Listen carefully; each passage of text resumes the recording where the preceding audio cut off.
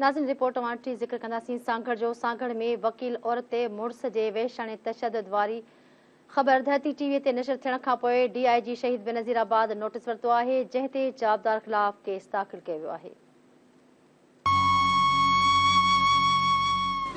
मददगार छोड़ देते हैं। मेरे अम्मी वाले मेरे ससुराल के डर की वजह से मेरे घर नहीं आते, मेरे भाई नहीं आते, कहते हैं देखूंगा मैं कौन तुम्हारे पीछे आता है।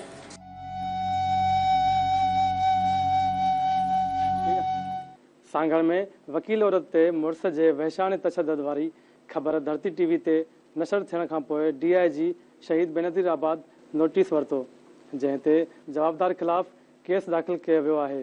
मैं एडवोकेट हाई कोर्ट हूँ। मेरी 6 साल पहले शादी हुई थी एडवोकेट मोहम्मद अशरफ अली रहमानी से। तो काफ़ी झगड़े होते रहते, दिन में घर वाले बिठा के समझाते रहते थे कि नहीं कोई बात नहीं, चलो सुलह कर लो। मैं काफ़ी बार नाराज़ होकर घर गई हूँ कि ये बदतमीज़ी करते हैं। बहुत दफ़ा इन्होंने डांटा है बुरी तरह, बहुत दफ़ा मारा है उन्होंने बुरी तरह।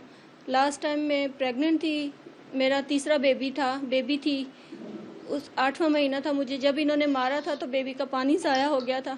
सिंध हाई कोर्ट जी वकील कुरतुल ते संदसि मुड़स वकील अशरफ रहमानी वहशानो तशद्दुद कयो हो। औरत खे ज़ख़्मी हालत में अस्पताल मुंतकिल किया वियो, जिते खेस तिबी इमदाद ॾिनी वई। ये उन्होंने पहले मुझे मारा, 2 मुक्के मारे इधर आँख के ऊपर।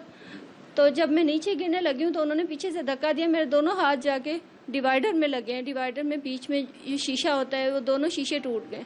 धरती टीवी ते ख़बर नशर थियण खां पोइ DIG शहीद बेनज़ीराबाद मामले जो नोटिस वरितो, जंहिं ते औरत कुरतुल जे मुड़स वकील अशरफ रहमान खिलाफ़ केस दाख़िल कयो वियो आहे। मैं मीडिया से इंसाफ चाहती हूँ।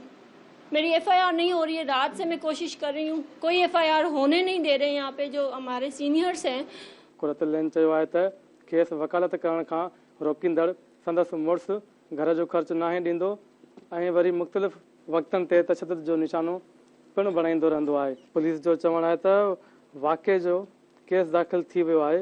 मुख़्तलिफ़ हंधनि ते छापा हया पिया वञनि। जवाबदार वकील खे जल्द गिरफ़्तार कयो वेंदो। मददगार छोड़ देते हैं। मेरे अम्मी वाले मेरे ससुराल के डर की वजह से मेरे घर नहीं आते, मेरे भाई नहीं आते, कहते हैं देखूंगा मैं कौन तुम्हारे पीछे आता है।